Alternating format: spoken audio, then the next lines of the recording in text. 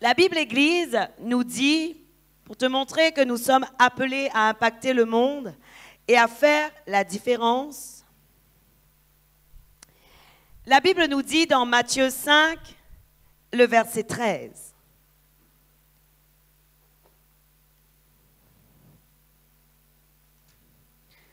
Ce soir, regarde ton voisin et dis-lui, tu vas impacter le monde.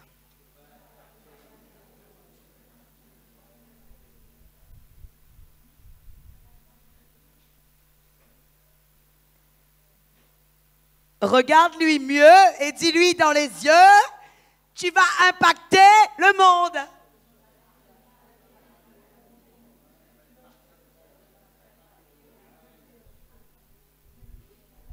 Oui. Nous allons impacter le monde. Amen. Gloire à Dieu. Si nous croyons en la parole de Dieu, si nous savons et que nous saisissons ce que le Seigneur veut nous dire ce soir, je crois, Église, que nous allons impacter le monde. Amen. Je vais vous dire quelque chose. Souvent, lorsque je suis fatiguée, je dis, Seigneur, j'ai besoin de ta force parce que sinon, je ne peux plus avancer. Faites pareil. Et vous allez voir que la pile va se recharger automatiquement. Plus de fatigue. Avec Christ, vraiment, il m'étonne. Parfois, je suis fatiguée. Au bout de 2 minutes, je lui dis, Seigneur, je suis fatiguée, j'ai besoin de ta force parce que sinon, comment je vais faire? Tout à coup, une pile. Je me dis, waouh, c'est merveilleux. Et le Seigneur peut faire de même pour toi. Amen. Gloire à Dieu. La Bible nous dit dans Matthieu 5, le verset 13, Église,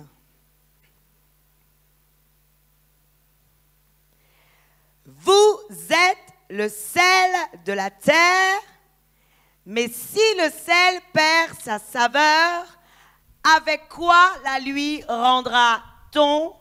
Il ne sert plus qu'à être jeté dehors et foulé aux pieds par les hommes. Amen. Gloire à Dieu.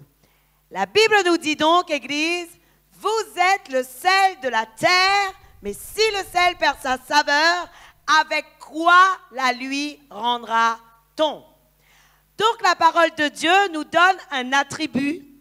Et la Bible nous dit que nous sommes appelés sel de la terre. Amen. Donc la parole de Dieu nous dit que nous sommes du sel. Et j'aimerais, Église, que l'on puisse faire un petit moment le parallèle dans la vie courante. Parce que le sel est utilisé vraiment dans la vie de tous les jours pour pouvoir relever les repas ou bien pour pouvoir conserver de la nourriture. En général, quand on utilise le sel, souvent, pour ceux qui n'ont pas d'autres traditions anciennes, souvent, c'est pour relever les repas ou bien pour conserver la nourriture. Et bibliquement, le sel a aussi une signification. La Bible nous dit dans Lévitique 2, le verset 13,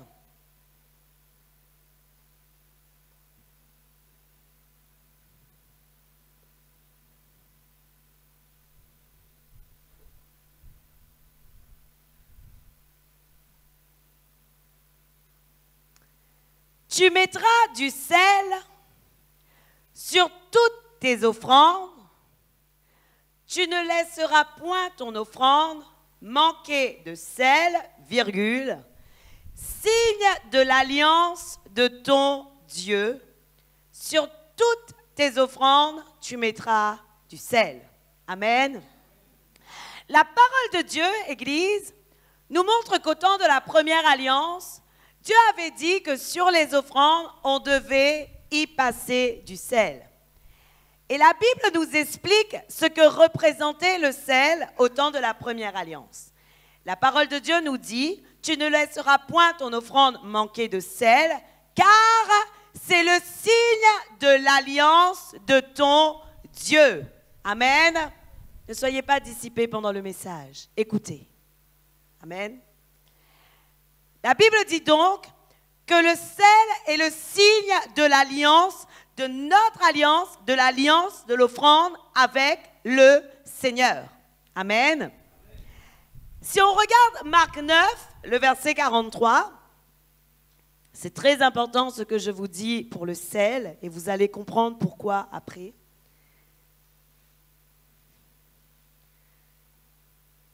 Pour faire un parallèle avec ce verset de Lévitique 2, le verset 13 que l'on vient de lire, et pour vous prouver, Église, que le Seigneur n'a pas aboli la loi, mais il l'a accomplie, voici ce que la parole de Dieu nous dit dans Marc 9, le verset 49.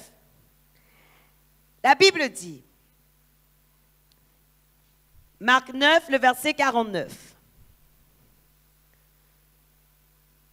Car tout homme sera salé de feu. Le sel est une bonne chose, mais si le sel devient sans saveur, avec quoi l'assaisonnerez-vous? Amen. Je vais vous lire deux versions autres. Je vous ai lu la version Louis II de Marc 9, le verset 49. Et je vais vous lire la version Second 21 et la version Parole de vie. La Bible dit, en effet, tout homme sera salé du feu et tout sacrifice sera salé de sel dans la version Second 21. Maintenant, dans la version Parole de vie, la Bible dit, tout le monde passera par le feu de la souffrance et recevra du sel pour devenir pur.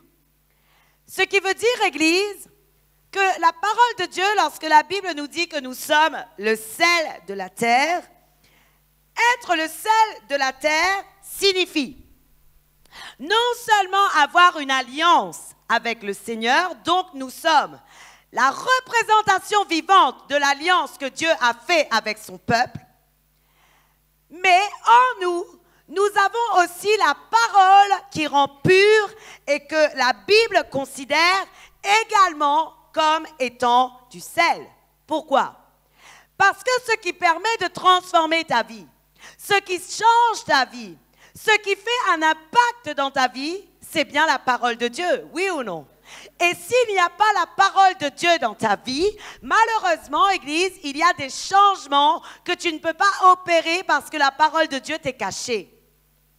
Et en réalité, nous avons besoin de comprendre, la version Parole de vie nous dit, tout le monde recevra du sel pour devenir pur. Ce qui veut dire, Église, que dans le sens du sel, nous devons nous tous avoir la parole de Dieu qui soit relevée en nous. Et nous devons tous être le sel de la terre, c'est-à-dire être le garant de l'alliance que Dieu a fait avec moi. Mais le problème, Église, c'est que parfois notre vie fait que nous ne sommes pas ce garant. Et voilà pourquoi la Bible dit, mais si le sel perd son goût, autrement dit, si le sel s'éloigne de l'alliance que Dieu a fait avec lui, si la parole n'est pas dans le cœur de cette personne, s'il y a un dépôt de sel qui ne sert plus à rien, la Bible dit il est bon à être jeté. Parce qu'en réalité, qu'est-ce qui se fait? Le sel ne produit plus aucun effet. Et parfois, Église, la parole de Dieu en nous, je peux vous le dire, parfois c'est du sel qui agit, qui nous fait réagir, qui nous fait changer et qui nous transforme. Mais parfois, nous faisons de la parole de Dieu un sel qui devient un vieux dépôt, un dépôt qu'on n'utilise plus, un dépôt qu'on ne met plus en pratique. Et malheureusement, la Bible dit, si le sel perd son goût, il est bon à être jeté. Amen.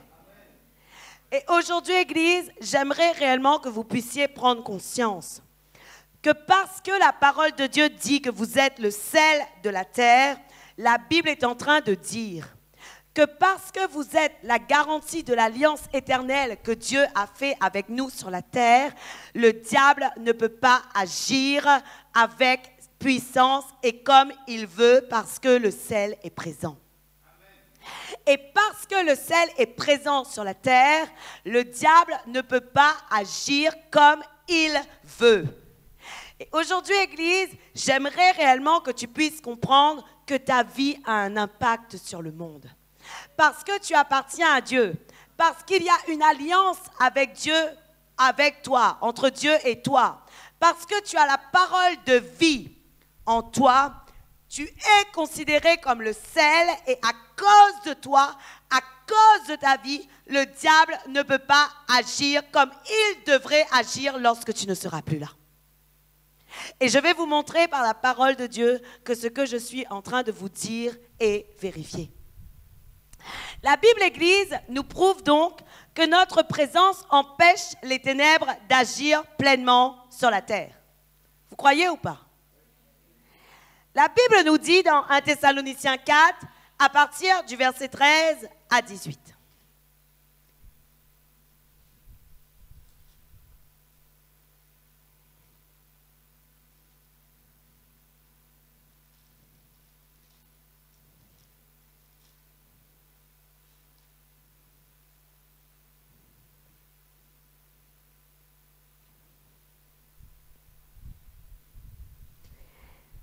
La Bible dit, « Nous ne voulons pas, frères, que vous soyez dans l'ignorance au sujet de ceux qui dorment, afin que vous ne vous affligiez pas comme les autres qui n'ont point d'espérance. » Verset 14. « Car si nous croyons que Jésus est mort et qu'il est ressuscité, croyons aussi que Dieu ramènera par Jésus et avec lui ceux qui sont morts. Voici en effet ce que nous vous déclarons d'après la parole du Seigneur.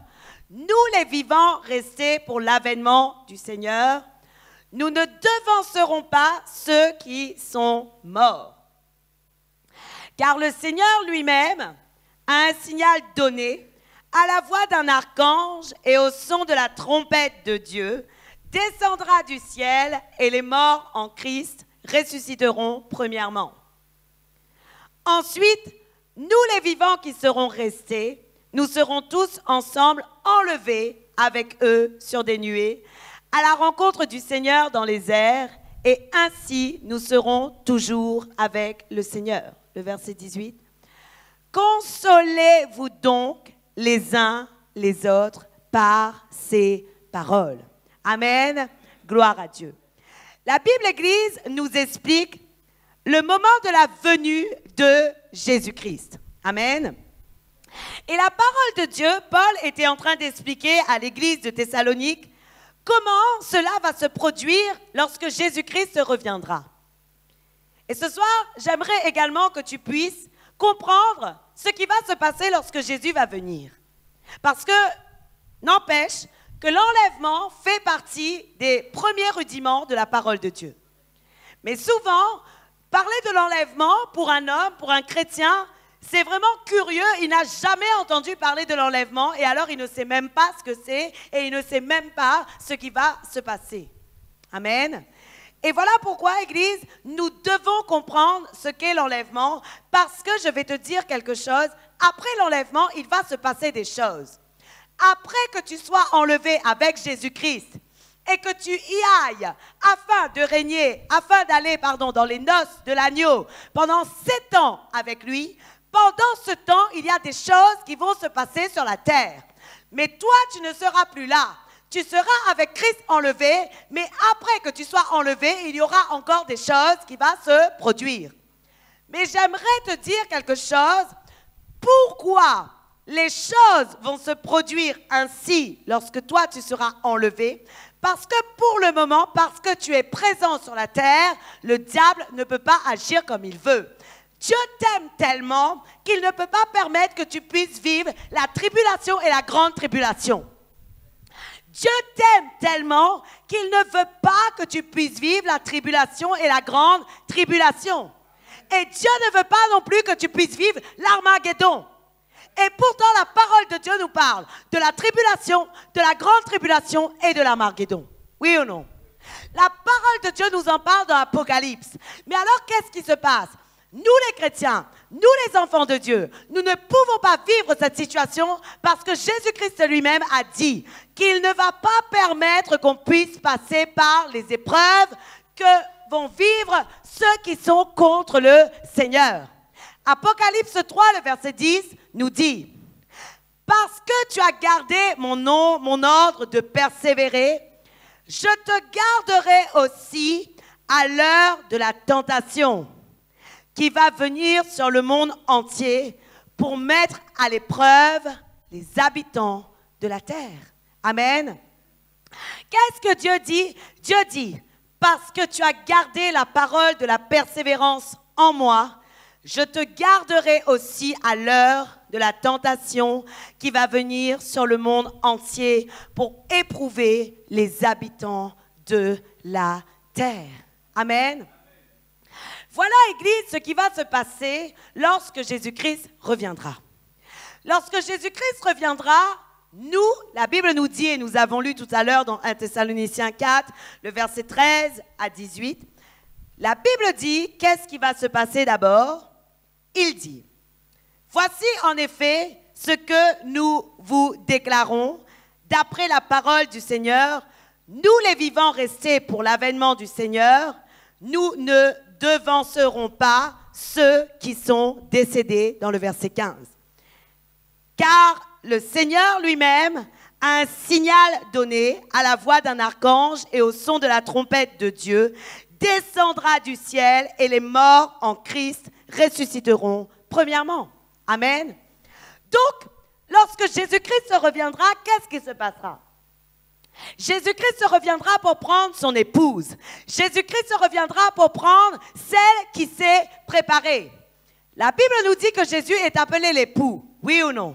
Ce qui veut dire, Église, que non seulement nous les femmes, nous sommes des épouses, mais en Christ, les hommes, vous êtes aussi des épouses. Et alors, Jésus reviendra chercher son épouse. Amen. Et qu'est-ce qui se passera lorsque Jésus viendra chercher son épouse? Ceux qui sont morts en ayant cru à Jésus-Christ vont ressusciter d'abord. Ils seront d'abord enlevés avec le Christ. Oui ou non? Ensuite, la parole de Dieu nous dit, ensuite, nous, si nous restons, si nous ne sommes pas encore morts, la Bible dit, après quoi, ceux qui sont encore vivants en Christ seront enlevés après. Oui ou non? Et donc, Jésus reviendra et son Église, le sel de la terre, sera enlevé. D'accord? Tout le monde me suit. Après l'enlèvement, beaucoup disent, il n'y aura plus rien, c'est maintenant que nous vivons la tribulation, c'est maintenant ces moments difficiles, mais je vais vous dire quelque chose. Nous ne sommes même pas dans la moitié des choses qui vont se produire lorsque Christ nous aura déjà enlevés. Nous ne sommes pas dans les temps de persécution tels que le déclare la parole de Dieu. Nous ne sommes pas dans les difficultés que déclare la parole de Dieu. Parce que si tu vas lire Apocalypse 8, et jusqu'au chapitre 8, jusqu'au chapitre 13, tu vas voir qu'il y aura des temps vraiment très difficiles. Et qu'il y aura des moments où la Bible dit, ce sera tellement difficile que les gens vont demander la mort. Ils vont vouloir mourir. Ce qui veut dire, Église, que l'atmosphère sera telle qu'une personne normale ne pourra pas et ne voudra pas rester sur la terre vivant, tellement il sera en train d'étouffer. Aujourd'hui, je te le dis, nous ne sommes pas du tout dans les temps de tribulation, dans les temps de grande tribulation, dans les temps de l'Armageddon. Et pourtant, ces choses se préparent déjà, oui ou non? N'est-il pas vrai que la Bible nous parle de la puce avec le signe 666? Oui ou non? La Bible nous parle de cette puce, mais la Bible parle de cette puce et le monde est en train de parler de la puce RFID. Ce qui veut dire que la puce RFID, c'est une puce que tu vas greffer dans ta main pour pouvoir payer, pour pouvoir faire tout ce que tu veux. Et si tu n'as pas la puce RFID, bientôt, tu ne pourras plus acheter à manger. Pas nous. Pourquoi pas nous? Nous ne sommes pas appelés à vivre la puce RFID. Nous sommes appelés à aller avec Jésus-Christ. Et nous sommes appelés à être enlevés. Et puisque nous sommes appelés à être enlevés, nous devons considérer que cette puce ne nous atteindra pas du tout. Aujourd'hui, j'ai quelque chose à vous dire. Il y a des gens qui commencent déjà à faire des tests avec cette puce. Mais cette puce n'est pas encore en service, mais ils font déjà des tests, ils se mettent déjà des implants, ils commencent déjà à mettre la puce RFID. Ce qui veut dire, Église, que lorsque tu vois les signes avant-coureurs, tu te dis, Jésus revient bientôt. Lorsque tu vois les signes avant-coureurs, tu te dis, Jésus revient bientôt. Et si toi, tu ne commences pas à travailler à ton salut, si tu ne commences pas à changer ta vie maintenant, je vais te dire quelque chose, lorsque Jésus reviendra, il sera trop tard. Parce que Jésus viendra comme un voleur. C'est ce que la parole de Dieu nous dit. La Bible dit Jésus-Christ viendra comme un voleur. Au son de la trompette, Jésus descendra, il viendra, et celui qui n'est pas prêt, la Bible nous dit qu'il sera surpris. Et voilà pourquoi, Église, il faut impérativement que nous travaillions à notre salut. Vous savez vraiment, Église, le diable n'est pas à son plein. En ce moment, je vous assure, le diable n'est pas à son plein parce que tu es là. Parce que tu es là, parce qu'il y a une alliance de Dieu avec toi, le diable n'est pas à son plein. Et je vais vous prouver parce que la Bible nous parle de Lot qui était à Sodome. Et Lot et Sodome représentent le retour de Jésus-Christ et la destruction du monde d'aujourd'hui. Oui ou non? La Bible nous dit dans Genèse, et on va aller voir ce qui s'est passé.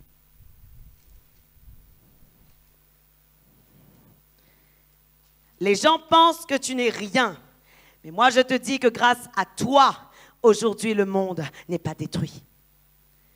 Les gens pensent que tu ne vaux rien. Mais je te le dis, Église, grâce à toi, le monde n'est pas détruit. Il faut que tu dises Amen.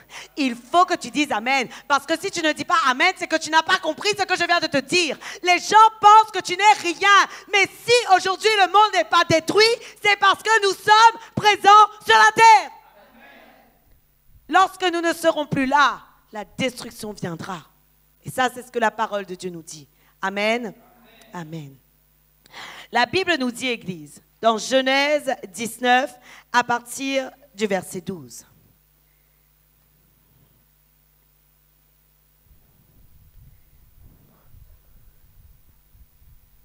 Les hommes dirent à Lot, « Qui as-tu encore ici? Gendre, fils et filles, et tout ce qui t'appartient dans la ville, fais-les sortir de ce lieu, car nous allons détruire ce lieu, parce que le cri contre ses habitants est grand devant l'Éternel. L'Éternel nous a envoyés pour les détruire. » Lot sortit et parla à ses gendres qui avaient pris ses filles. « Levez-vous, dit-il, sortez de ce lieu, car l'Éternel va détruire la ville. » Mais aux yeux de ses gendres, il parut plaisanter. Dès l'aube du jour, les anges insistèrent auprès de Lot en disant, « Lève-toi, prends ta femme et tes 2 filles qui se trouvent ici, de peur que tu ne périsses dans la ruine de la ville. » Et comme il tardait, les hommes le saisirent par la main, lui, sa femme et ses 2 filles. Car l'Éternel voulait l'épargner, ils l'emmenèrent et le laissèrent hors de la ville. Dis à ton voisin, l'Éternel veut m'épargner.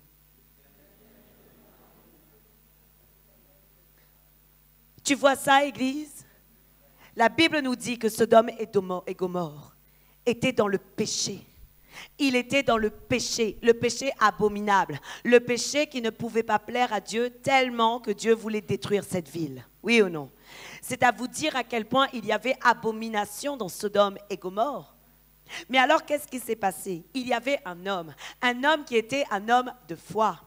Et cet homme qui était, je parle au passé, parce que s'il était à Sodome, c'est qu'à un moment donné, il a été rétrograde. Un homme qui était un homme de foi, Dieu a vu, et vous savez pourquoi Dieu a vu Lot? Parce que Abraham priait pour Lot. Et comme Abraham priait pour Lot, à cause d'Abraham, Dieu avait agréé Lot, et alors Dieu voulait sauver Lot. Aujourd'hui, je vais te dire quelque chose. Peut-être qu'aujourd'hui, tu intercèdes pour quelqu'un. Peut-être que tu pries pour quelqu'un de ta famille. Peut-être que tu pries pour quelqu'un qui ne connaît pas Jésus. Mais j'ai envie de te dire, à cause de toi, sa vie sera sauvée. Je veux te dire aujourd'hui qu'à cause de toi, sa vie sera sauvée. Et tu dois le croire parce que c'est ce que la parole de Dieu nous dit. La Bible nous dit qu'Abraham, qui était juste au cœur de Dieu, qui était fidèle, priait pour Lot. Et à cause d'Abraham, Lot a été sauvé. Et aujourd'hui, Église, j'ai envie vraiment que tu prennes conscience que tu n'es pas n'importe qui et que tu peux sauver ta famille. Tu peux sauver ta famille. Tu peux sauver tout ce qui se perd. Mais qu'est-ce que tu as besoin? Tu as besoin de persévérance. Tu as besoin de foi. Tu as besoin d'agir avec la foi que Dieu te donne. Mais le problème est que parfois tu te décourages. Mais tu ne dois plus te décourager parce que tu n'es pas n'importe qui. Et Dieu veut sauver celui que tu as à cœur, Église. Amen. Alors nous continuons dans ce passage. La Bible dit, après les avoir fait sortir, l'un d'eux dit, « Sauve-toi pour ta vie, ne regarde pas derrière toi et ne t'arrête pas dans toute la plaine. Sauve-toi vers la montagne de peur que tu ne périsses. » Lot leur dit, « Oh non, Seigneur, voici, j'ai trouvé grâce à tes yeux et tu as montré la grandeur de ta miséricorde à mon égard en me conservant la vie. Mais je ne puis me sauver à la montagne avant que le désastre m'atteigne et je périrai. Voici cette ville est assez proche pour que je m'y réfugie et elle est petite. Oh, que je puisse m'y sauver. N'est-elle pas petite et que mon âme vive? » Et il lui dit, « Voici, je t'accorde encore cette grâce et je ne détruirai pas la ville dont tu parles. » Le verset 22 dit quelque chose, Église. Il dit, « Hâte-toi de t'y réfugier, car je ne peux rien faire jusqu'à ce que tu sois arrivé. C'est pour cela que l'on a donné cette ville le nom de Tsoar. » Qu'est-ce que le serviteur dit à Lot? Le serviteur de Dieu dit à Lot, « Hâte-toi de t'y réfugier, car je ne peux rien faire jusqu'à ce que tu y sois arrivé. » Je vais vous dire quelque chose. Il y a des cavaliers. On va prendre Apocalypse 8. La Bible Église nous dit qu'il y a des cavaliers. Il y a des chevaliers qui sont prêts. Et lorsque le Christ va commencer à ouvrir les sceaux, les chevaliers, les cavaliers vont avoir l'ordre de descendre sur la terre. Mais vous savez quelque chose, Église? Aujourd'hui, si les chevaliers ne descendent pas et s'ils ne peuvent rien faire, c'est parce que Jésus n'est pas encore prêt de revenir. Mais lorsque Jésus sera prêt de revenir et donc que tu seras prêt d'être enlevé, à ce moment-là, les chevaliers, les cavaliers vont descendre. Et alors, qu'est-ce qui va se passer? Qu'est-ce qui va se passer, Église? La Bible nous dit qu'il y aura vraiment des moments difficiles, des moments très, très, très difficiles. Amen. Gloire à Dieu. Si on regarde, Église, Apocalypse 8, je vais vous donner un exemple, parce que s'il fallait tout lire Apocalypse, ce serait vraiment très long ce soir. Mais j'aimerais vous donner un exemple. La Bible nous dit dans Apocalypse 8, à partir du verset 12. Le quatrième ange sonna de la trompette, et le tiers du soleil fut frappé, ainsi que le tiers de la lune et les tiers des étoiles, afin que le tiers en soit obscurci, le jour perdit un tiers de sa clarté et la nuit de même. Je regardai et j'entendis un aigle qui volait au milieu du ciel, disant d'une voix forte, « Malheur, malheur, malheur aux habitants de la terre à cause des autres sons de trompette que les trois anges vont faire retentir. » Amen. Apocalypse 9 à partir du verset 1er. Le cinquième ange sonna de la trompette et je vis une étoile qui était tombée du ciel sur la terre. La clé du puits de l'abîme lui fut donnée et elle ouvrit le puits de l'abîme. Et il monta du puits une fumée comme la fumée d'une grande fournaise.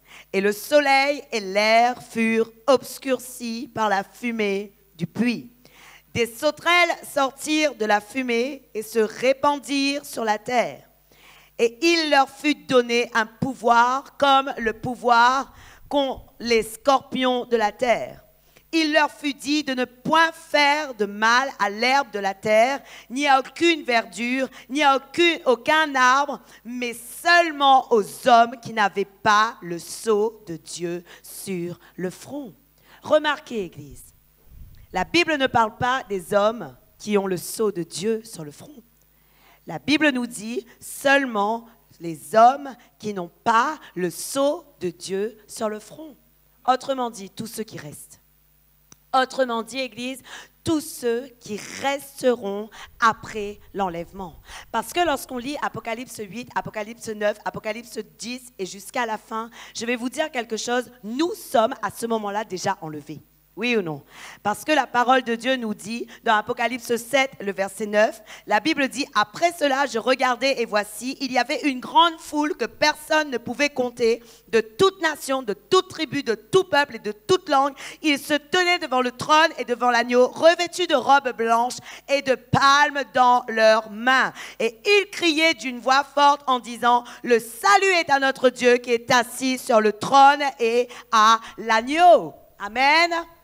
Ce qui veut dire, Église, que lorsque Jean avait la révélation d'Apocalypse, il nous voyait déjà devant le trône de Dieu pendant qu'il y avait les tribulations et les grandes tribulations. Aujourd'hui, j'ai quelque chose à te dire. Après ton enlèvement, il y a des grandes persécutions qui vont se faire sur la terre. N'est-il pas vrai, Église, qu'actuellement, beaucoup de nations commencent déjà à préparer l'Armageddon? Avez-vous déjà entendu parler de Armageddon? Oui ou non? Il y a même un film qui s'appelle Armageddon, qui existe et qui existe depuis très longtemps. Mais je vais vous dire quelque chose. Aujourd'hui, ils sont déjà en train de préparer la plus grande arme nucléaire qui va détruire le monde entier. Ils sont déjà en train de le faire. Ce qui veut dire, Église, que Jésus est à la porte et il frappe. Et il dit, si quelqu'un ouvre la porte, j'entrerai chez lui. Et si tu n'ouvres pas la porte, malheureusement, je vais te dire quelque chose, tu resteras. Et tu risques de vivre la tribulation, la grande tribulation et l'Armageddon. Et ça, c'est très grave. C'est très grave, Église, oui ou non? C'est très, très grave de vivre ces situations-là.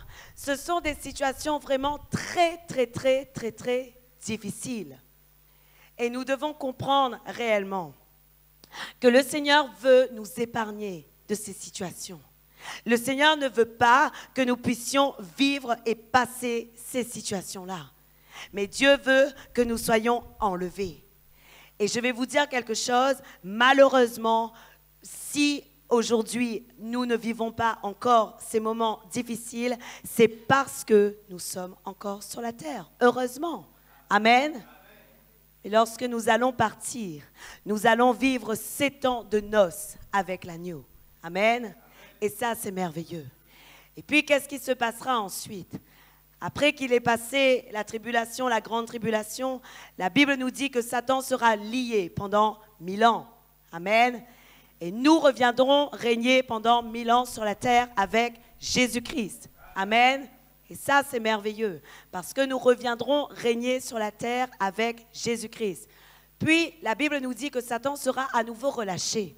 Oui ou non? Et alors, qu'est-ce qu'il va faire? La Bible nous dit ensuite qu'il va commencer à chercher, à encore tenter des personnes sur la terre. Oui ou non? Mais j'ai une question à te poser. Est-ce que Satan va te tenter toi? Ceux qui sont là, vous connaissez déjà l'enseignement, ceux qui sont là depuis longtemps. Est-ce que Satan va te tenter toi? Je te pose une question. Tu peux répondre comme tu veux. Tu as le droit de ne pas savoir, tu as le droit de dire oui, tu as le droit de dire non. J'ai une question à te poser. Quand Satan sera relâché, est-ce que Satan va te tenter toi? Est-ce qu'il va essayer de te tenter toi? Mais non. Pourquoi non? Parce que, Église, nous aurons déjà revêtu le corps incorruptible. Nous aurons déjà revêtu le nouveau corps. Nous aurons déjà vêtu le vêtement blanc. Et comme nous serons dans un corps de gloire, Satan ne pourra plus nous tenter. Mais Satan tentera celui qui est resté. Satan tentera celui qui s'est opposé. Et Satan tentera celui qui ne s'est jamais repenti. Et c'est ça que vous devez comprendre. Et ensuite viendra le moment du jugement. Seulement après toutes ces choses. Vous voyez ce qu'il y a encore à se produire après l'enlèvement. Il y a encore beaucoup de choses à arriver après l'enlèvement, selon la parole de Dieu. Mais beaucoup ne sont pas au courant de ce qui va se passer. Mais après l'enlèvement, ce qui est merveilleux, Église, la Bible dit que nous serons au pied de Jésus-Christ et nous serons devant le trône de la gloire et nous serons en train de le louer, en train de le glorifier, en train d'honorer son saint nom. Et ça, c'est merveilleux. Amen. Gloire à Dieu. Mais alors, lorsque je dis nous, cela sous-entend, Église, que nous devons être tous ceux qui travaillons pour notre salut. Parce que si aujourd'hui nous ne travaillons pas pour notre salut, malheureusement, nous n'allons pas être enlevés. Nous devons travailler pour notre sanctification. La Bible dit, recherchez la paix et la sanctification sans laquelle personne ne verra Dieu. Et c'est maintenant, Église, que nous devons le faire. Nous devons comprendre que notre vie est appelée à faire la différence. Nous sommes appelés à faire la différence et nous ne sommes pas n'importe qui. Amen. Est-ce que l'enlèvement vous fait peur? Pour ceux qui seront sauvés, l'enlèvement ne fait pas peur? Oui ou non? Pour ceux qui seront sauvés, l'enlèvement ne fait pas peur. Par contre, ce qu'il faut craindre, c'est ce qui va se produire après l'enlèvement. Amen. Oui ou non? Et aujourd'hui, Église, nous devons comprendre que par nous, aujourd'hui, le monde n'est pas encore arrivé dans ces situations-là. Amen. La deuxième chose que nous devons comprendre, Église, pour pouvoir vraiment voir que notre vie est une bénédiction et que nous pouvons vraiment être une bénédiction, j'aimerais vraiment que tu puisses aller voir dans Genèse 30 à partir du verset 25.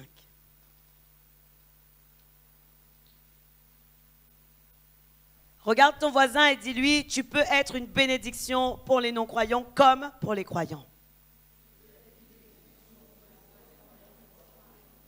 Amen.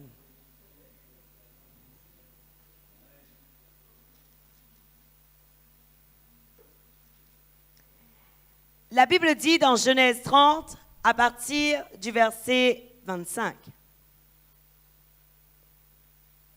Lorsque Rachel eut enfanté Joseph, Jacob dit à Laban, « Laisse-moi partir pour que je m'en aille chez moi dans mon pays. Donne-moi mes femmes et mes enfants pour lesquels je t'ai servi et je m'en irai, car tu sais quel service j'ai fait pour toi. » Laban lui dit, « Puissais-je trouver grâce à tes yeux? Je vois bien que l'Éternel m'a béni à cause de toi. Fixe-moi ton salaire et je te le donnerai. » Jacob lui dit, « Tu sais comment je t'ai servi et ce qu'est devenu ton troupeau avec moi, car le peu que tu avais avant moi s'est beaucoup accru. Et l'Éternel t'a béni sur mes pas. Maintenant, quand travaillerai-je aussi pour ma maison? » Laban dit, « Que te donnerai-je? » Et Jacob répondit, « Tu ne me donneras rien si tu consens à ce que je vais te dire. Je ferai paître encore ton troupeau et je le garderai. » Amen. La Bible, Église, nous montre la vie de Laban. Laban était en réalité le beau-père de Jacob. Et qu'est-ce que la parole de Dieu nous dit? La Bible nous dit que Jacob était celui que le Seigneur avait choisi. Oui ou non? La Bible nous dit que Dieu a dit, « J'ai aimé Jacob, mais j'ai rejeté Isaü. » Donc, Jacob était celui que l'Éternel avait choisi. Jacob était un oint de Dieu. Jacob était quelqu'un que le Seigneur approuvait. Oui ou non? Et la parole de Dieu nous dit que Laban dit quelque chose lorsqu'il parle à Jacob. Dans Jacob 30, le verset 27, Genèse 30, le verset 27, Laban lui dit, « Puissais-je trouver grâce à tes yeux? Je vois bien que l'Éternel m'a béni à cause de toi. » Amen. Dis à cause de toi. Amen. Ce qui veut dire, Église, Laban, il n'avait certainement pas de relation entière avec le Seigneur. Oui ou non? Mais alors, qu'est-ce qui s'est passé? La Bible nous dit que Laban a dit à Jacob, je vois que depuis que tu es avec moi, l'Éternel m'a béni à cause de toi. Amen. Aujourd'hui, Église, j'ai envie de te dire que tous ceux qui sont autour de toi, peut-être qu'ils ne le voient pas, mais l'Éternel les bénit à cause de toi. Et tu dois comprendre ces choses. Laban n'avait pas un gros troupeau. Mais alors, qu'est-ce qui s'est passé? Parce que Jacob était avec Laban, Dieu a multiplié ce que Laban était en train de faire. Dieu a multiplié les entreprises de Laban. Et aujourd'hui, j'ai envie de te dire quelque chose. Toi aussi, le Seigneur peut se servir de ta vie pour bénir ceux qui ne connaissent pas Dieu. Amen. Gloire à Dieu. C'est la réalité. Parfois, Église, vous ne comprendrez pas vraiment. À moins que le Seigneur vous ne le montre, vous ne verrez pas ce que vous pouvez apporter à ceux qui vous entourent. Mais j'ai quelque chose à vous dire. N'est-il pas vrai, mon frère Joe, que lorsque tu as vendu ton pied de mangue, la personne a vendu plus de kilos et de kilos et de kilos de mangue parce que c'était sur ton terrain? N'est-il pas vrai? Oui ou non? Ce qui veut dire, Église, que je vais vous dire quelque chose. Souvent, la vie des autres est bénie à cause de nous. La vie des autres est bénie à cause de nous. Moi, souvent, le Seigneur me dit, s'il y a des choses qui fonctionnent dans ton travail, c'est parce que tu es là. S'il y a des choses qui fonctionnent dans telle entreprise, c'est parce que tu es là. À cause de toi, je fais fonctionner les choses. À cause de toi, à cause de ta vie. Et aujourd'hui, j'ai envie de te dire quelque chose. À cause de toi, Dieu va bénir beaucoup qui sont à côté de toi. Ils ne vont pas savoir, ils ne vont pas s'en rendre compte. Et pourtant, ta famille sera bénie à cause de toi. Ton employeur sera béni à cause de toi. Celui qui te donne à manger sera béni à cause de toi. Celui pour qui tu travailles sera béni à cause de toi. À cause de toi, il y a des choses qui vont se passer sur la terre. Et aujourd'hui, Église, nous ne devons plus négliger qui nous sommes.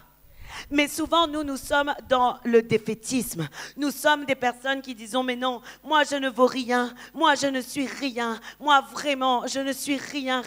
Regarde, ma vie est catastrophique, je n'ai rien vraiment, Seigneur, qui pourrait m'envier? Je vais te dire quelque chose. Nous paraissons faibles, mais nous sommes forts.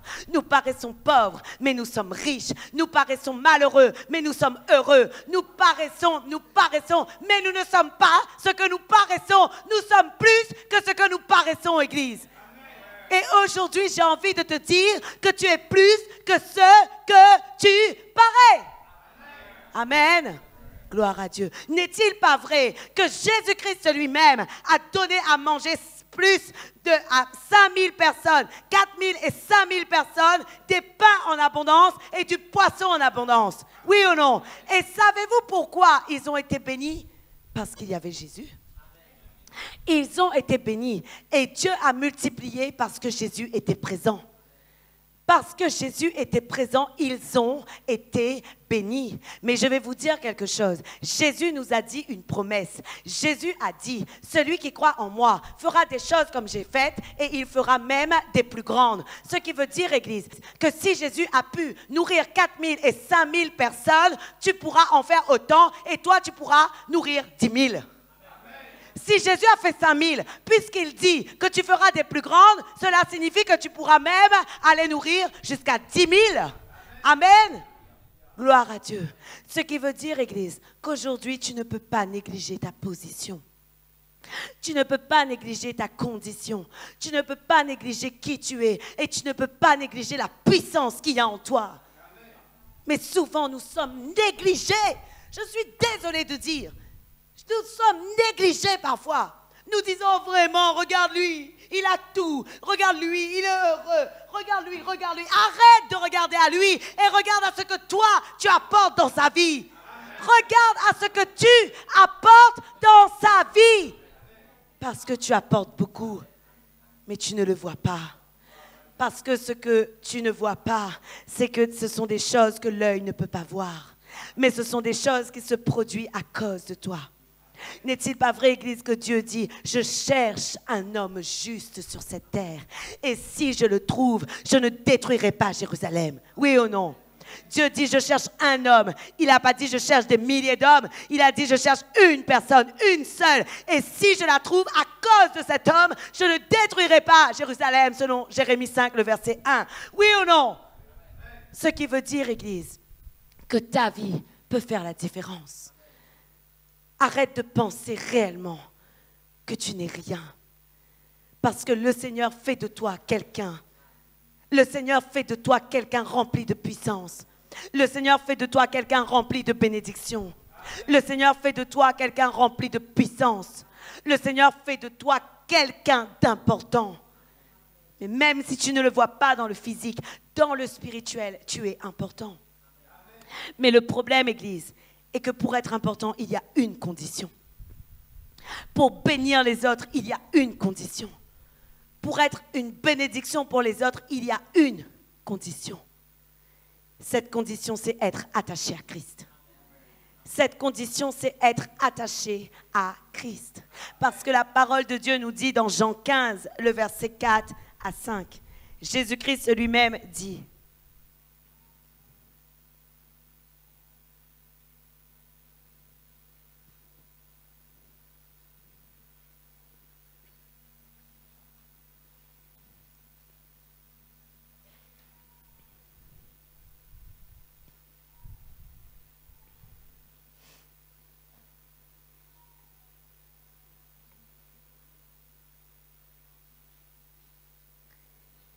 Jésus dit, « Demeurez en moi, et je demeurerai en vous. Comme le sarment ne peut de lui-même porter du fruit, s'il ne demeure attaché au cep, ainsi vous ne le pouvez pas non plus si vous ne demeurez en moi. » Amen. Église, j'aimerais nous arrêter un moment sur ce verset. Nous avons besoin de comprendre que alors que nous devrions être des bénédictions en tout temps, alors que la puissance de Dieu devrait se manifester par nous, parfois, malheureusement, il y a des choses qui ne se produisent pas comme elles auraient dû se produire. Oui ou non? Mais voilà ce que Jésus dit. Jésus dit, si vous ne restez pas attachés à moi, si vous ne restez pas attachés à moi, vous ne pouvez pas porter du fruit. Et alors, qu'est-ce que Dieu dit? Il dit, Jésus-Christ dit, demeurez en moi. Mais Dieu dit, si vous ne demeurez pas en moi, vous ne pouvez pas porter du fruit. Le verset 5 dit, je suis le cep, vous êtes le sarment, celui qui demeure en moi et en qui je demeure porte beaucoup de fruits, car sans moi, vous ne pouvez rien. Amen. J'ai quelque chose à te dire, Église. Parfois, vraiment, tu n'es pas toujours une bénédiction dans ta vie parce que tes attitudes montrent que tu n'es pas une bénédiction.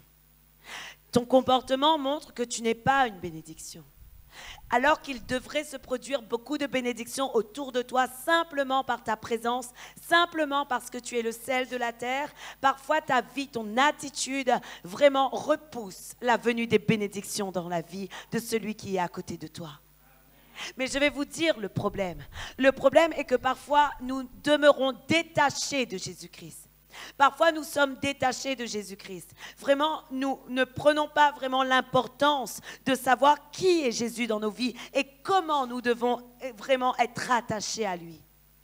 Nous sommes loin de lui, nous ne prions pas, nous ne venons pas dans sa présence, nous ne venons pas lui demander ce qu'il veut qu'on fasse. Nous nous dirigeons nous-mêmes et bien souvent, nos journées passent et nous nous dirigeons nous-mêmes. Oui ou non? Combien d'entre nous, nous sommes de ceux qui disons à Dieu, Seigneur, je vais avancer et voilà, je veux que tu me montres si réellement c'est la bonne décision.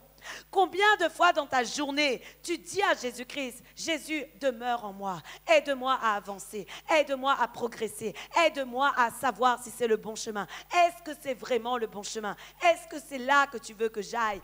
Est-ce que c'est bon? Jésus, attention, je vais faire une erreur, mais réellement, permets-moi de ne pas la commettre.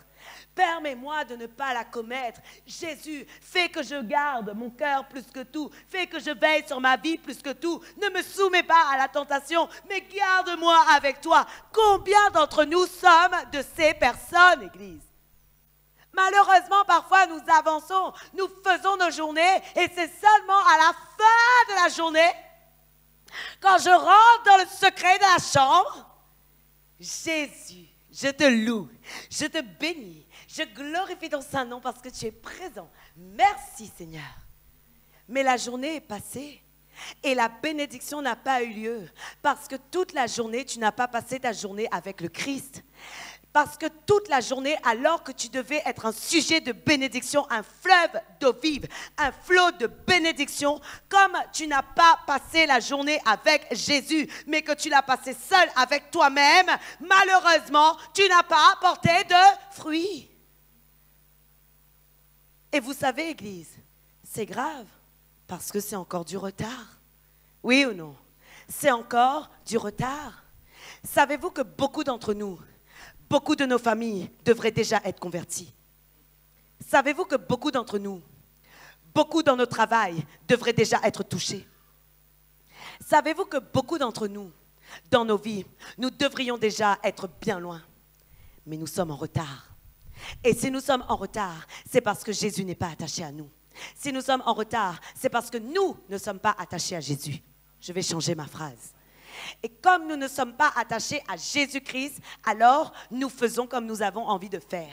Nous faisons comme ma tête me dit de faire. Je fais comme mon intelligence me dit d'avancer. Si mon intelligence me dit va à droite, je vais à droite. Si mon intelligence me dit va à gauche, je vais à gauche. Mais jamais je dis à Jésus, est-ce bien la voie que je dois suivre? Et je le dis simplement quand la journée est finie. C'est trop tard, tu as perdu un jour.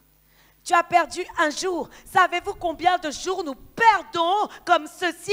Beaucoup, beaucoup, beaucoup, beaucoup. Si dans une année, 355 jours, tu n'as pas parlé à Jésus tout au long de la journée afin qu'il change ta direction, qu'il change ta directive, tu as perdu du temps. 365 jours, perdu, gâché, foutu.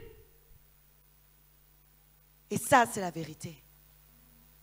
Parce que nous sommes censés porter du fruit en toute saison. Oui ou non? Nous sommes censés porter du fruit en toute saison. Nous sommes censés être un fleuve de bénédiction. Notre vie est censée impacter le monde. Notre vie est censée changer le monde. Notre vie est censée faire changer ce qui nous entoure. Notre vie est censée faire changer nos familles. Notre vie est censée faire changer ceux qui travaillent avec nous. Mais parce que nous n'allons pas pleurer pour eux, parce que nous n'allons pas crier pour eux, parce que nous ne supplions pas Dieu que nous puissions être des bénédictions dans leur vie, ils sont en retard à cause de nous. Parce que savez-vous, Église, il y a des personnes qui sont destinées à ce que ce soit toi qui les enfantes. Mais parce que tu ne commences pas à travailler, parce que tu ne fais rien pour le royaume des cieux, où est l'enfantement? Où est l'enfantement? L'enfantement est inexistant. Il n'y a aucun enfantement parce que tu n'es pas là en train de travailler à ce que l'enfantement se fasse. Malheureusement, c'est ça qui se produit. L'enfantement tarde parce que tu n'as pas eu de relation avec Christ. Et comme tu n'as pas eu de relation avec Christ, tu n'as pas pu produire dans la vie de celui qui t'entourait. Et malheureusement, Église, bien souvent, nous n'en prenons pas conscience. Mais aujourd'hui, nous devons comprendre que nous ne sommes pas n'importe qui et que tous ceux qui nous entourent sont censés déjà être là. Combien de temps tu connais Christ? 15 ans? S'il y a au moins 5 personnes qui t'entourent, où sont ces 5 personnes? 15 ans que tu connais Christ, s'il y a au moins 5 personnes qui sont dans ton entourage, où sont ces 5 amis que tu côtoies? Où sont-ils? S'il y a au moins 10 personnes de ta famille, où sont-ils? Parce que Dieu te dit commence, commence, commence, commence à arracher leur âme du royaume des ténèbres, à réclamer leur âme dans le royaume de son Fils bien-aimé, à crier pour eux, à prier pour eux, à déclarer la vie sur leur vie, à déclarer des bénédictions, à être un témoin aussi de Jésus-Christ. Et lorsque tu vas commencer à faire ces choses, petit à petit, la distance qu'il y a entre toi et celui à qui tu parles et celui que tu rencontres deviendra de plus en plus étroite. Et alors tu pourras à présent le cueillir et l'enfanter en Jésus-Christ. Aujourd'hui, Église, nous ne devons plus négliger qui nous sommes. Parce qu'à force de négliger ce que nous sommes, nous perdons du temps dans l'œuvre de Dieu. Oui ou non? Beaucoup pensent, oh oui, mais moi je veux servir le Seigneur, je veux servir Dieu. Et voilà, quand j'arrive à l'église, je m'assois simplement sur une chaise et j'écoute seulement le pasteur prêcher. Mais je ne sers pas. Mais je vais te dire quelque chose. Si tu ne sers pas Dieu aujourd'hui, c'est parce que tu ne veux pas. Si tu ne sers pas Dieu aujourd'hui, c'est parce que tu ne veux pas. Parce que si tu voulais servir Dieu aujourd'hui, tu serais en train de témoigner de la gloire de Dieu partout. Et comme tu serais en train de témoigner de la gloire de Dieu partout, alors tu serais déjà un serviteur. Parce que tu es déjà en train de dire, Jésus t'aime, Jésus veut te connaître. Parce que tu serais déjà en train d'enlever les ronces, les épines, en train d'enlever les mauvais témoignages, en train d'enlever les mauvais enseignements dans le cœur de quelqu'un, tu serais déjà en train de servir Dieu. Et nous, parfois, on dit, mais c'est que, pasteur, c'est ceux qui imposent les mains sont des serviteurs de Dieu. Je vais vous dire quelque chose. Ce ne sont pas que ceux qui imposent les mains qui sont des serviteurs de Dieu. Mais ce sont tous ceux qui font quelque chose pour le royaume des cieux. Tous ceux qui font quelque chose pour le royaume des cieux sont appelés des serviteurs de Dieu. Alors, quel que soit ce que tu es en train de faire, tu peux être un serviteur de Dieu en fonction de la petitesse des travaux que tu es en train de mener. Amen. Aujourd'hui, Église, nous devons comprendre ces choses. Amen. La troisième chose que tu dois comprendre, Église, et j'ai commencé à vous le dire, c'est que notre vie est appelée à servir pour l'Évangile. Notre vie est appelée à servir pour l'Évangile. Amen. La Bible, Église, nous parle d'Étienne. Je prends volontairement l'exemple d'Étienne parce que, savez-vous, Église, Étienne n'était pas un pasteur. Étienne n'était pas un apôtre. Étienne n'était pas un prophète. Étienne n'était pas un enseignant. En tout cas, pas déclaré. Il se peut qu'il y ait qu'il y avait l'appel sur lui d'une destinée, mais la Bible ne nous dit pas ce que Étienne était réellement. Amen. Mais par contre, la Bible nous dit qu'Étienne faisait une tâche. Et la Bible nous dit qu'Étienne était à la tâche du repas. Oui ou non? Acte 6, à partir du verset 2. La Bible dit,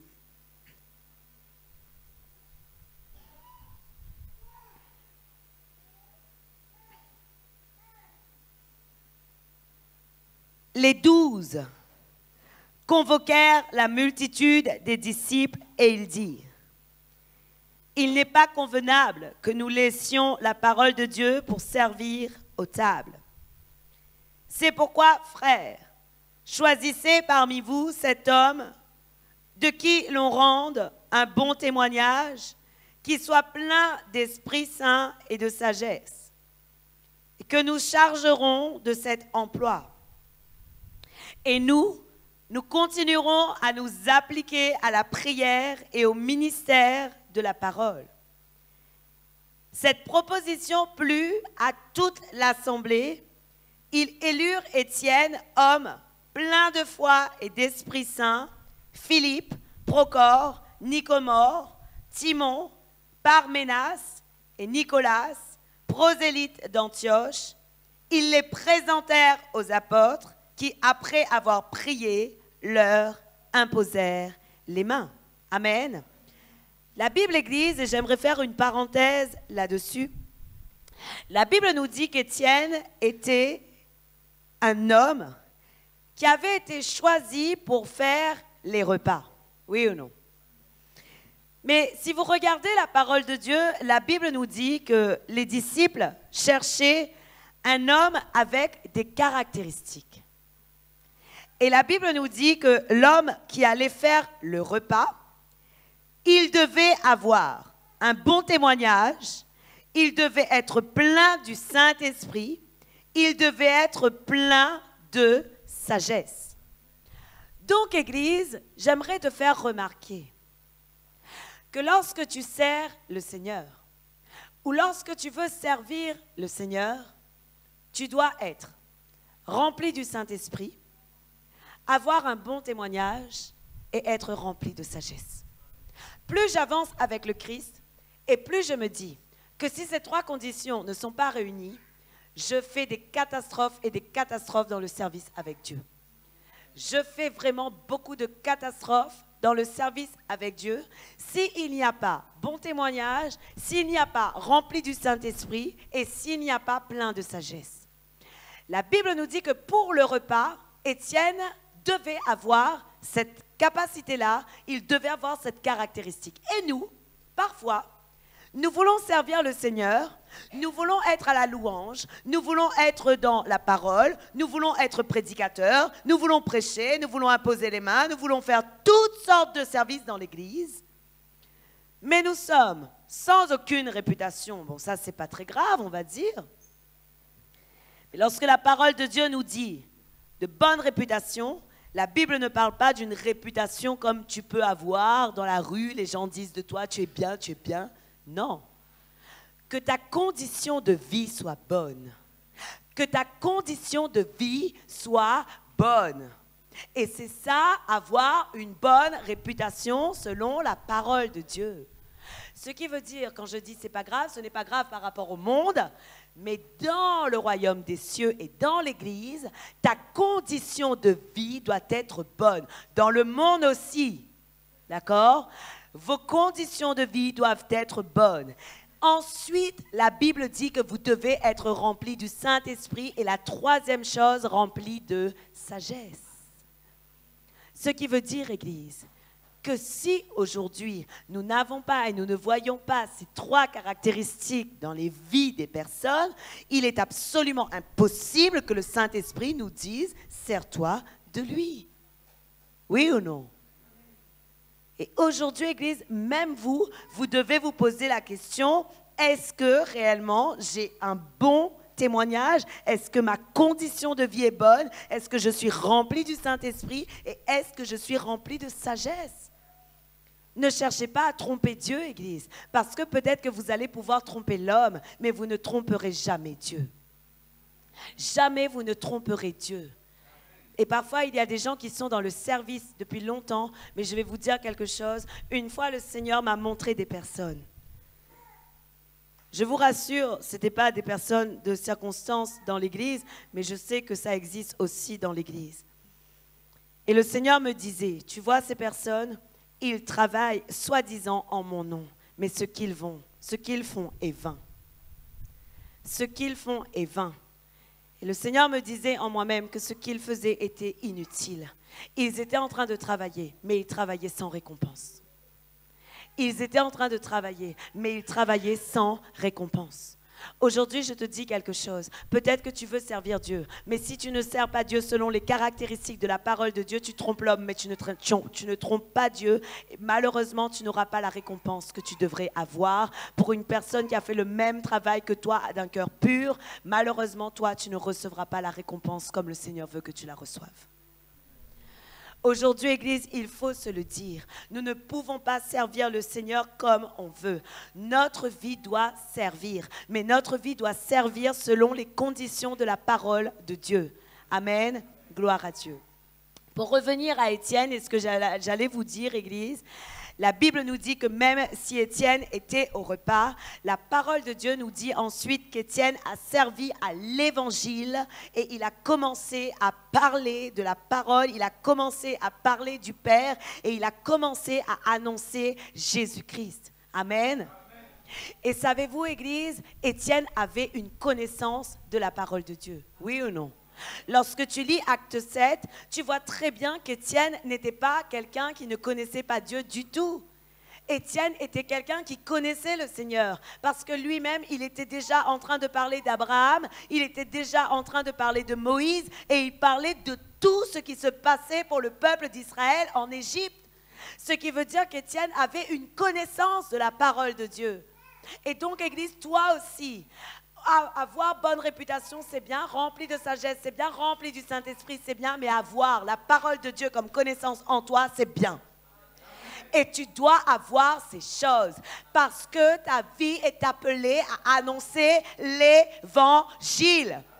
Tu dois être une parole vivante. Lorsque les gens te voient, ils doivent voir la parole vivante qui parle en toi.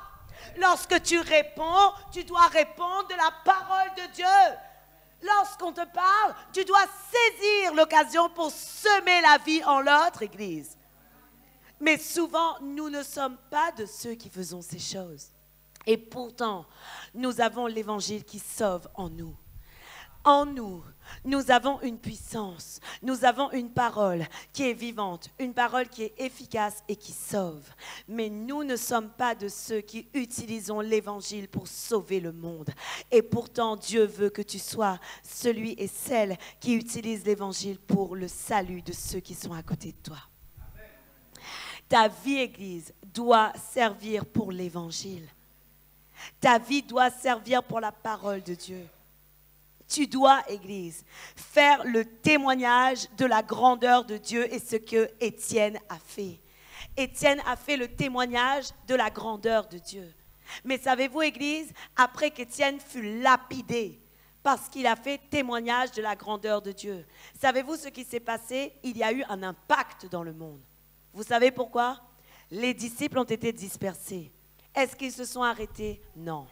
La Bible nous dit qu'ils sont allés annonçant la bonne nouvelle de la parole. Amen. Ce qui veut dire, Église, que les disciples, même s'ils ils ont été dispersés, ils sont allés de lieu en lieu pour annoncer la bonne nouvelle de la parole. Mais nous, Église, parfois, vraiment, nous perdons vraiment beaucoup de temps. Nous sommes appelés à annoncer l'Évangile. Nous sommes appelés à annoncer la bonne nouvelle de la parole. La vie d'Étienne a servi pour le réveil. La vie d'Étienne, le sacrifice d'Étienne qui a été lapidé a servi pour le réveil. Ta vie à toi, Église, doit servir de la même manière. Oui ou non? Tu dois donner ta vie en sacrifice vivant. Et comme Paul dit, je complète en mon corps ce qui manque encore au sacrifice de Jésus-Christ, afin, Église, que ceux qui t'entourent puissent être sauvés. Vous savez, Église, parfois nous négligeons vraiment la puissance que nous avons en nous. Mais Paul disait dans 2 Corinthiens 6, le verset 8 à 10.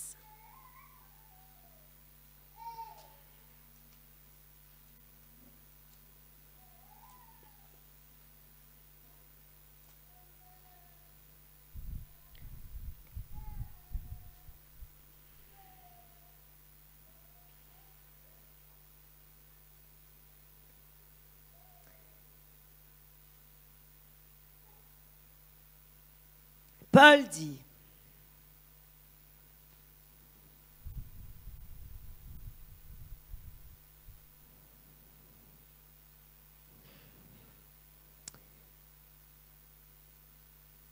au milieu de la gloire et de l'ignominie. Comme je n'ai pas commencé à partir du haut, Paul était en train de dire et de déclarer qu'ils étaient considérés comme ce que je vais vous lire. Il dit, au milieu de la gloire et de l'ignominie, au milieu de la mauvaise et de la bonne réputation, étant regardé comme imposteur, quoique véridique, comme inconnu, quoique bien connu, comme mourant, et voici nous vivons, comme châtié, quoique non mis à mort, comme attristés, et nous sommes toujours joyeux, comme pauvres, et nous en enrichissons plusieurs, comme ayant rien, et nous possédons toutes choses. Amen. Voilà ce que Paul dit. Paul dit, Église, qu'ils sont regardés comme des imposteurs, et pourtant ils sont vrais. Et je vais vous dire quelque chose. Ceux qui annoncent la bonne nouvelle, ceux qui sont des serviteurs de Dieu d'un cœur pur, ceux qui veulent vraiment faire la volonté de Dieu dans leur vie, vous allez être considérés comme des imposteurs. Mais en réalité, vous êtes vrais. Amen. La Bible dit encore, vous allez être considérés comme des inconnus. Aujourd'hui, Église, je vais vous dire quelque chose. Il est normal que tu vas être considéré comme un inconnu. Parce que Dieu a dit, il prendra les choses viles de ce monde pour confondre les choses. Les choses viles de ce monde pour confondre les sages. Les choses faibles de ce monde pour confondre les fortes. Ce qui veut dire, Église, que si Dieu a pris les choses viles et les choses faibles, il est normal qu'on te considère comme n'étant rien, bien que beaucoup. Amen. Parce que Dieu a voulu que tu ne te glorifies pas toi-même. Et comme Dieu a voulu que tu ne te glorifies pas toi-même, Dieu fait en sorte que tu te sentes comme si, quelque part, il y a des situations qui sont permises afin que tu ne te sentes pas trop capable, afin que la puissance du Saint-Esprit s'accomplisse dans tes incapacités. Et aujourd'hui, Église, nous avons besoin de comprendre cette parole que Paul disait, c'est quand je suis faible, c'est alors que je suis fort, car la puissance de Dieu s'accomplit dans mes faiblesses. Ce qui veut dire, Église, que le monde dit peut-être que tu es à moins que rien, que tu n'es rien, que tu ne vaux rien, mais Dieu dit de toi que tu as beaucoup. Amen. Le verset 10 dit, comme attristés, mais nous sommes toujours joyeux. Comme pauvres, et écoutez ceci, et nous en enrichissons plusieurs. Amen. Gloire à Dieu. Aujourd'hui, Église, tu devrais avoir une joie de partager l'évangile, de partager qui tu es, de partager ce que tu es, de partager ce que tu sais. Tu devrais avoir une joie de vivre réellement comme le Christ veut que tu vives. Pourquoi? Parce que inconsciemment, tu es en train d'enrichir plusieurs. Inconsciemment, tu es en train d'enrichir plusieurs. Plusieurs pensent que tu n'es rien. Plusieurs pensent que tu n'as rien, mais tu enrichis beaucoup. Amen. J'ai envie de te dire, Église, bien que parfois tu te sentes inutile, mais pour le Seigneur, si tu commences à faire l'œuvre que le Seigneur veut que tu fasses, tu seras quelqu'un de très riche. Amen. La Bible nous dit enfin, dans Colossiens 2, le verset 10, la Bible nous dit que nous avons tout pleinement en Jésus-Christ. Amen. Ce qui veut dire, Église, que si nous avons tout, il dit, vous avez tout pleinement en lui, qui est le chef de toute domination et de toute autorité. Ce qui veut dire, Église, que si nous avons tout pleinement en Jésus-Christ, il est temps que nous en jouissions. Il est temps que si nous avons tout pleinement en Jésus-Christ, il est temps que nous puissions en jouir. Et cela signifie, Église, que tu dois réellement marquer la différence. Marquer la différence entre le monde et toi-même. Marquer la différence entre la malédiction et la bénédiction. Marquer la différence par rapport à ta vie parce que tu as la capacité de la marquer. Et Dieu veut que tu la marques. Amen. Aujourd'hui, Église, je vous assure, nous sommes appelés à être des ouvriers de victoire. Nous sommes appelés à être des ouvriers de victoire. Vous savez, Église, j'aimerais juste rajouter quelque chose sur une partie de l'enseignement, de l'enlèvement que je vous ai donné tout à l'heure. Savez-vous que la parole de Dieu nous parle dans l'Apocalypse de 2 témoins qui seront sur la terre pendant qu'il y aura la tribulation et la grande tribulation? En réalité, les 2 témoins, ce seront 2 serviteurs de Dieu qui ont manqué l'enlèvement. Oui, les 2 témoins, ce seront des serviteurs de Dieu qui ont manqué l'enlèvement et qui seront là pour dire, vous devez retourner vos cœurs vers Jésus-Christ. Parce que je vais vous dire quelque chose. Après l'enlèvement, il y aura des chrétiens qui vont le manquer. Oui ou non? Il y aura des chrétiens qui vont manquer l'enlèvement.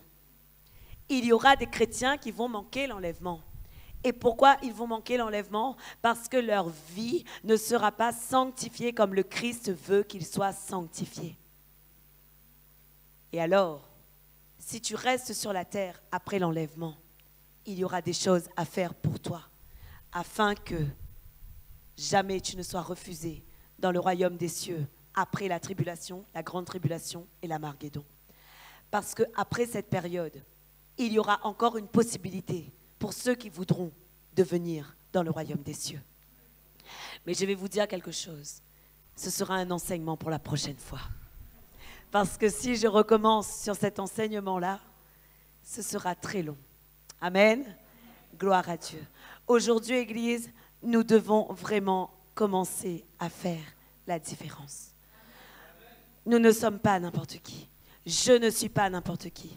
Vous me voyez peut-être petite, femme, tranquille, mais je vous assure, je ne suis pas n'importe qui. Vous n'êtes pas n'importe qui. Parce que le Seigneur peut vous utiliser avec puissance. Arrêtez de vous dénigrer. Arrêtez de dire que votre vie n'amène rien sur la terre. Arrêtez de le faire. C'est le diable qui est en train de vous dire, vous ne servez à rien. Votre vie ne vaut rien. Tu ne pourras rien faire. Tu ne pourras. Ça ne sert à rien que tu commences à faire des sacrifices. Ça ne sert strictement à rien. Pourquoi? Parce que le diable ne veut pas que tu entres dans ta destinée. Mais j'ai quelque chose à te dire. Ta vie a plus de valeur que l'or et l'argent. Ta vie a plus de valeur que l'or et l'argent. Ma vie a plus de valeur que l'or et l'argent. Tout l'or du monde ne pourrait pas m'acheter.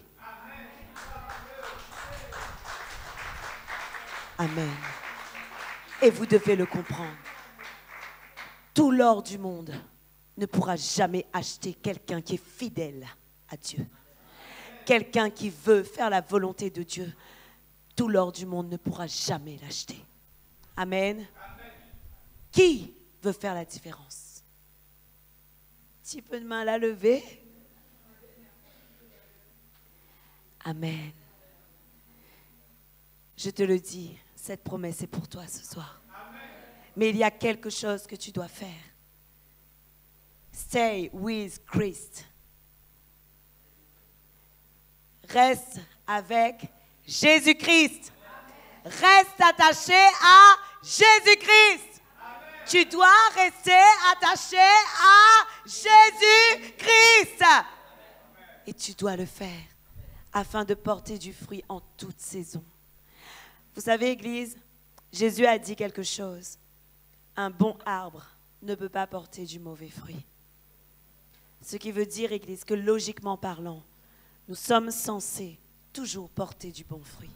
Amen. Amen. Gloire à Dieu. Que le Seigneur vous bénisse. Amen. Acclamez le Seigneur pour vous. Acclamez le Seigneur pour vous. Si je m'applaudis.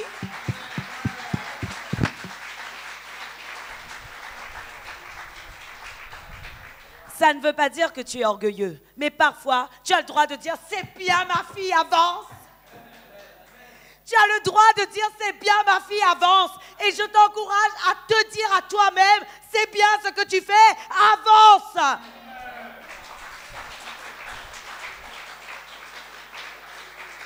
Amen. On va se lever et on va commencer à vraiment crier et vraiment implorer la gloire de Dieu. On va commencer à combattre dans le spirituel.